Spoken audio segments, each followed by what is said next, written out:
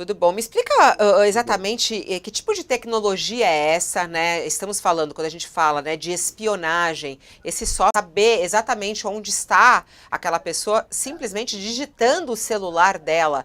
Isso pode ser realmente considerado uma espionagem, Bruna? Exatamente. A gente está falando de uma das muitas tecnologias de vigilância, né, que foram empregadas ou que tentaram ser empregadas pelo governo Bolsonaro em um espaço de uma tônica muito grande, né, de coleta de dados massiva com base em várias tentativas em momentos diferentes. Quando a gente pensa no First Mile, ele é uma tecnologia que cria um mapa e mostra a última localização conhecida do dono do celular.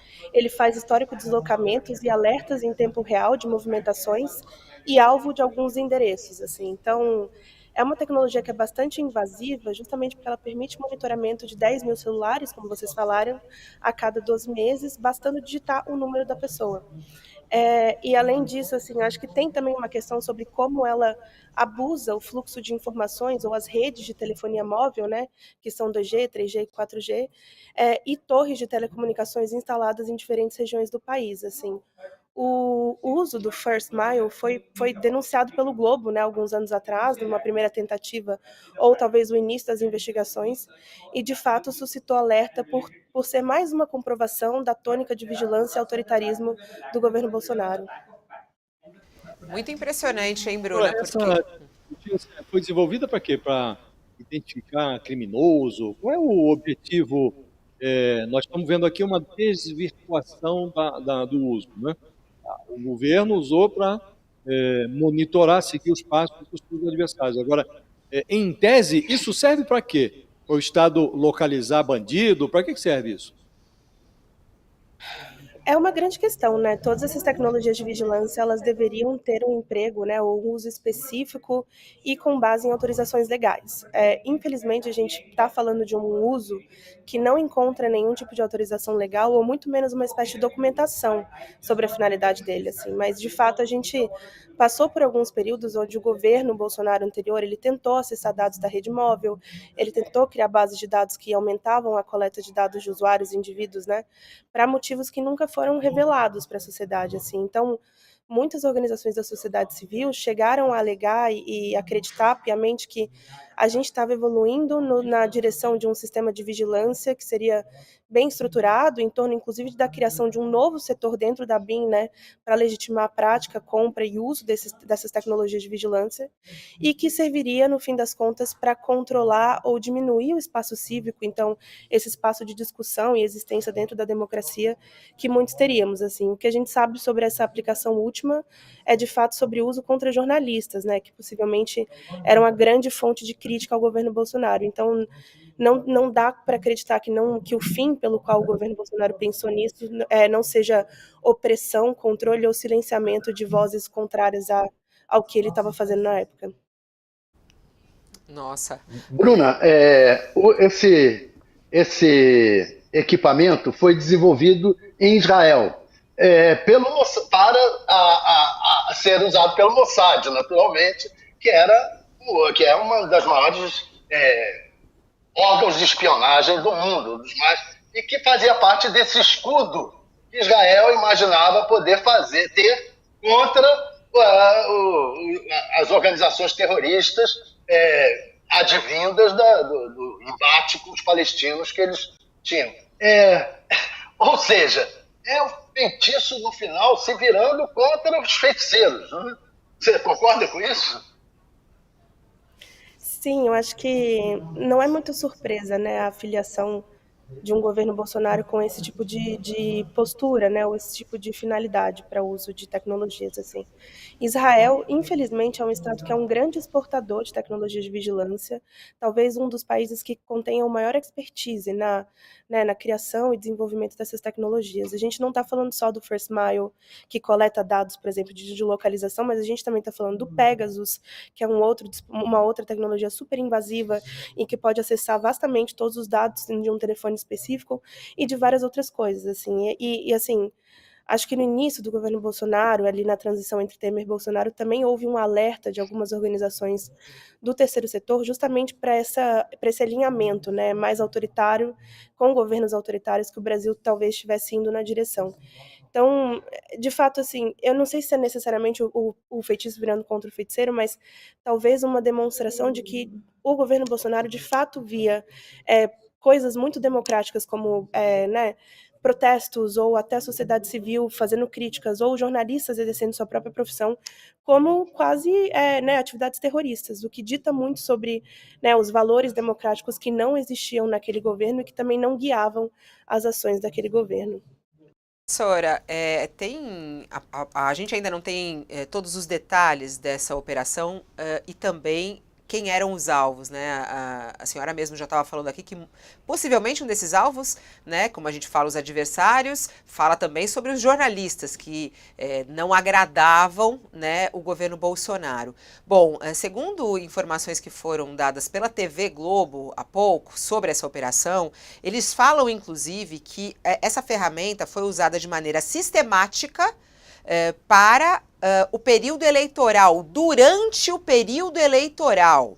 Essa ferramenta utilizada de maneira sistemática durante o período eleitoral para espionagem. E mais do que isso, uma informação extremamente grave e importante que vem é que havia um cerco ao STF. Quem frequentava o STF e era também espionado dessa maneira. Vamos lá, a pergunta bem objetiva que eu faço à senhora é: Bolsonaro pode ter que responder por isso? Porque se a BIM estava sendo utilizada para interesses de Bolsonaro, ele pode ser o responsável por essas ações, professora? Eu acho que é uma questão bastante densa, assim, se ele pode ser de fato, né, investigado ou não com relação a isso. Eu acho que existe uma linha preocupante e talvez de legalidade que é de fato essa aquisição, né, ou o emprego de tecnologias de vigilância sem nenhuma espécie de autorização, seja judicial ou seja legal. Mas a gente também está falando de uma espécie de atividade do Estado, que é a inteligência, que existe num espaço um pouco mais confuso, assim, sobre, né, essa obtenção de autorizações ou não. Então, acho que tem talvez uma questão com relação à legalidade ou não desse fato, mas que encontra alguma espécie de dificuldade justamente quando a gente discute as atividades de inteligência ou quando a gente discute se isso é ou não uma violação de proteção de dados pessoais e da privacidade dos cidadãos brasileiros. Assim, acho que o direcionamento contra o Supremo também vem muito em função do Supremo, no caso, ser o grande espaço de batalha, né, e resistência contra o governo Bolsonaro nos últimos anos.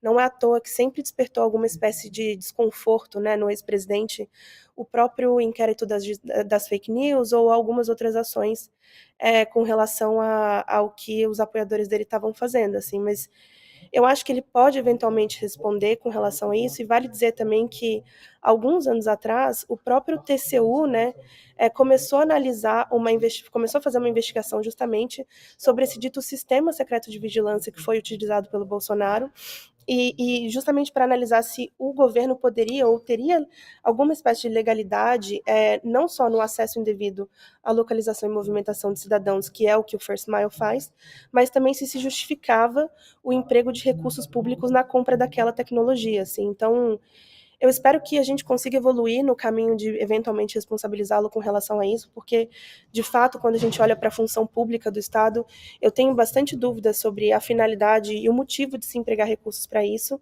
mas fazendo essa ressalva de que a gente está um pouco num terreno um pouco arenoso, justamente em função da falta de definição de atividades de inteligência e como essas táticas podem ser empregadas. Ô Josias, a gente está aguardando, claro, o desdobramento dessa operação. Para quem está chegando agora na nossa transmissão e a nossa audiência, a gente está falando de uma operação da Polícia Federal hoje que tem como foco justamente uma atividade dentro da ABIN, né, o uso de equipamentos de rastreamento, uma espionagem ilegal que aconteceu durante, principalmente, o período eleitoral, durante o governo passado, durante o governo Bolsonaro. Nessa operação da Polícia Federal, a gente já tem 2 pessoas presas, são 25 mandados de busca e apreensão, além do afastamento de um dos homens fortes da ABIN, que seria um dos responsáveis também por isso. Algumas informações que chegam, Josias, é que eles estavam monitorando celulares de quem frequentava o Supremo Tribunal Federal, servidores do tribunal, advogados, policiais, jornalistas e próprios ministros também teriam sido alvo dessa espionagem ilegal. A investigação identificou 30 33 mil acessos da localização telefônica dos mais diversos alvos. Ô Josias, qual é a responsabilidade de Bolsonaro nessa história? A responsabilidade do Bolsonaro é total. O mesmo raciocínio que nós aplicamos ao caso ao ataque, a tentativa de golpe de 8 de janeiro, se aplica agora a este caso. A quem interessava subverter a ordem democrática depois da derrota que o bolsonarismo sofreu nas urnas em 2022? Interessava apenas a Bolsonaro. A quem interessava subverter a ordem? A Bolsonaro. O único que aproveitaria um golpe de Estado seria o Bolsonaro. Aqui também. A quem interessa utilizar um equipamento para espionar a movimentação de políticos, magistrados, jornalistas, todos aqueles que o governo enxergava como inimigos? A quem interessa isso, senão a um presidente que estabeleceu, que implantou no Brasil, durante 4 anos, um Estado policial? O Alexandre Ramagem, que comandava a ABIN, era um amigo da família Bolsonaro, amigo dos filhos do Bolsonaro. O Bolsonaro tentou convertê-lo em diretor-geral da Polícia Federal. Só não fez isso, não nomeou, porque o ministro Alexandre de Moraes, do Supremo, suspendeu a nomeação. O general Augusto Heleno, superior e hierárquico do Alexandre Ramagem, comandava a ABIN. Esse general era o ministro palaciano mais próximo do Bolsonaro, amigo de longa data, confessor. Os dois trocavam confidências. Então, este é o cenário. O equipamento que era utilizado para espionar adversários do governo era manejado pelo órgão comandado por um amigo da família Bolsonaro, Alexandre Ramagem, cujo superior hierárquico era o ministro palaciano mais chegado ao presidente, o general Augusto Heleno. Ora, como excluir o Bolsonaro de um cenário, de um enredo como esse, Fabiola? É absolutamente impossível. O que se espera é que, neste caso, como em tantos outros escândalos criminais que estão pendentes de julgamento, o Bolsonaro seja também chamado à responsabilidade. É preciso que o Bolsonaro, Fabiola, responda pelos crimes. Em algum momento, o Bolsonaro, que já foi no ramo eleitoral do judiciário considerado inelegível, ele precisa responder no ramo criminal. Ele precisa responder pelos crimes que cometeu no Supremo Tribunal Federal, na Justiça Comum de primeira instância. Alguns casos estão na primeira instância. Em algum momento, o Bolsonaro precisa responder pelos seus crimes, Fabiola, e esse daqui é mais um deles. Concorda, Thales? Você acha que tem responsabilidade clara de Bolsonaro nessa espionagem ilegal feita com aparelhos que foram adquiridos pela ABIN? Tá desligado. Fabiola, eu não tenho dúvida. Não, tô te ouvindo. Eu não tenho. Já era daí. Eu não tenho dúvida de que o Alexandre de Moraes está apertando o cerco contra o Bolsonaro. O Alexandre de Moraes sabe que o Bolsonaro está por trás disso, que o Bolsonaro estava perseguindo a ele próprio, Alexandre de Moraes, ao Barroso, aos ministros do Supremo Tribunal Federal, especialmente o Alexandre de Moraes, o Barroso e possivelmente outros. Então, não tenha dúvida de que o Alexandre de Moraes está sendo meticuloso e indo atrás do Bolsonaro. O Bolsonaro está sendo enredado nessas histórias todas. Tá? Todas elas têm, os casos em que o Alexandre de Moraes está botando o dedo, tem a digital do Bolsonaro no meio do acontecimento. Então, isso tudo vai resultar num grande cerco ao Bolsonaro, é o que está ficando claro. Não é à toa que o filho do Bolsonaro queria comprar mais equipamentos de investigação. Uma coisa de investigação nomes sendo investigados, nomes da oposição sendo investigados às vésperas da eleição, não tem outra. É para pegar o Bolsonaro, vai pegar o Bolsonaro. Ô, professora, chama a atenção também, né? Claro, os detalhes disso a gente está esperando e até alguns eles divulgam, outros não. Mas o dinheiro encontrado na casa desses agentes, né? Porque isso chama muita atenção, US$ 150 mil em dinheiro vivo. A imagem do dinheiro chama muita atenção nessas pessoas que estavam fazendo espionagem a mando de alguém, né, utilizando equipamento da BIM. É muito grave, né, senhora? Até como advogada, essa quantidade de dinheiro apreendido na casa dos alvos da operação chama a atenção, né? Não estou ouvindo, professor. Acho que foi desligado. Está desligado aí. Abre pra gente, por favor. Vai, agora sim, agora Tá sim. aberto. Tá aberto, Pronto. aberto, aberto. Obrigada. Não, imagina. Eu estava só dizendo com relação a isso, assim, de fato é algo que surpreende e também acho que ajuda a reforçar um pouco essa tendência de instrumentalização da esfera pública, né, que foi bastante comum e representante, assim, de todo o governo Bolsonaro. É, infelizmente, um grupo político que abusou muito das estruturas políticas brasileiras, da administração pública federal, direta ou indireta também, para poder fazer o que eles gostariam, assim.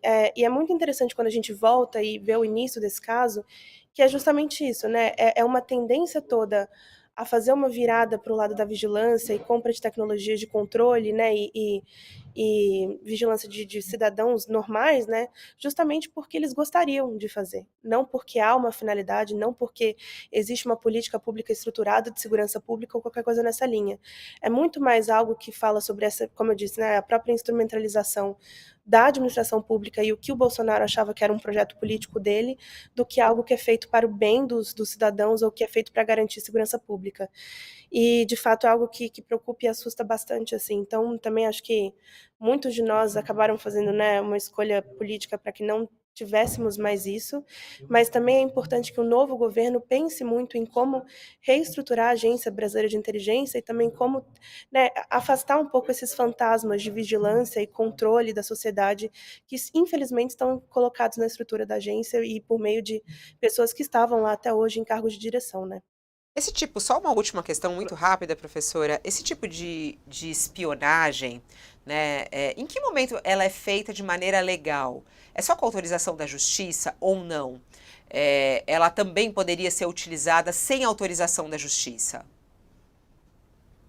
Acho que depende um caso a caso, assim, né? Quando a gente está falando, por exemplo, de uma desconfiança ou alguma suspeita de atos terroristas, poderia ser algumas das possibilidades, né? Ou alguma ameaça ao Estado brasileiro, seriam algumas das oportunidades na qual uma tecnologia dessa precisa ser empregada. Mas também são, como a gente está falando da atividade de inteligência, que é uma atividade que não é muito bem definida pela lei, e a lei vai muito mais pela via de exceções, de coisas que não são atividade de vigilância, ao invés de qualificá-la como tal, é algo que é esse terreno um pouco arenoso, assim. Idealmente, a gente teria uma autorização judicial ou alguma espécie de notificação do governo, da BIM, da Polícia Federal, sobre o uso dessa tecnologia, mas infelizmente não é o caso que a gente tem. A gente teve um uso, né, deliberado, sem nenhum tipo de aviso ou anúncio para as pessoas com relação a isso. E o que gera questões com relação à privacidade, vida privada desses usuários e tudo mais. Mas ainda assim, quando a gente pensa nesse emprego sem uma autorização prévia, seria muito interessante também evoluir numa linha de mais transparência e justificativas em torno da prestação de conta, né, e razões mais claras pelo qual o uso dessas tecnologias precisa ser empregado. Assim. Acho que falamos de um terreno um pouco arenoso, idealmente seria como uma ordem judicial ou uma notificação a autoridades, mas quando isso não é possível ou passível de ser feito, a gente poderia investir um pouco mais em transparência e prestação de contas do uso dessas tecnologias.